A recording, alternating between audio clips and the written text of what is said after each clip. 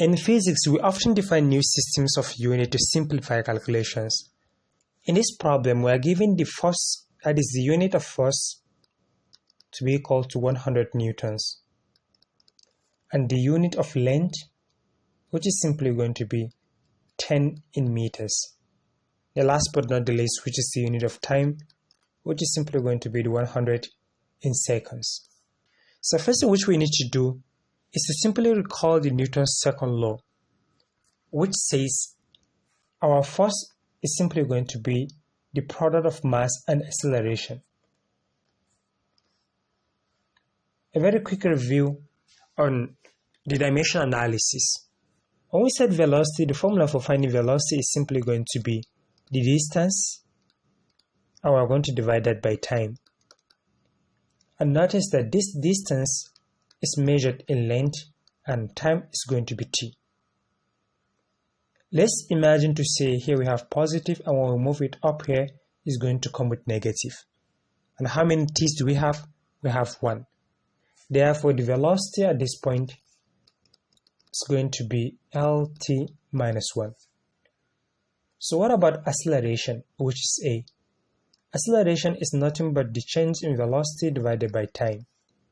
And when we say change in velocity, is the same thing as saying the final velocity minus initial velocity divided by time. In this case, our acceleration is simply going to be L divided by t to the power of 2. So what do we need to do next? But before then, notice that this L simply stands for the length, and here we have t, which is time. So we can rewrite the force by taking this formula and rewrite everything down. Remember, we said force is simply going to be the product of mass and acceleration. Rewriting the formula, when we set force m multiplied by a, in this case we can set F is simply going to be m. What is acceleration? We're going to multiply that by L divided by t to the power of 2.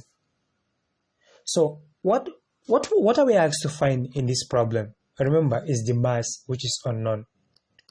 So at this point, we can set m, which is going to switch position with this. M is going to be the force multiplied by this are going to switch position, multiplied by t to the power of 2 divided by L. And notice that this is what you need in order for you to find the mass of the system. So at this point, we can simply just insert all the values. When we set our mass, what do we have as force? It's simply going to be the bracket of 100 in newtons.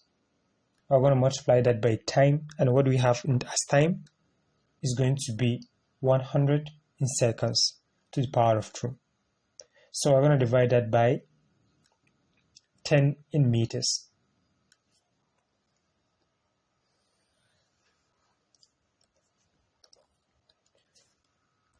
So next thing which we need to do is to say, let's calculate for the right hand side. But before then, let's recopy it. We said mass is going to be bracket of 100 in Newton. We're going to multiply that by the bracket of 100 in seconds to the power of 2 and divided by 10 in meters. So this is the same thing as saying 100 to the power of 2 divided by 10, which is simply going to be 1000. So what do we have in our left hand side, which is mass? In our left hand side, we're simply going to end with 100. So when you multiply 100 by 1000, which is simply going to be 100,000, and remember, the unit is going to be in kg. So which is the same thing as saying exponential 5 in kilogram. So this is it for this problem.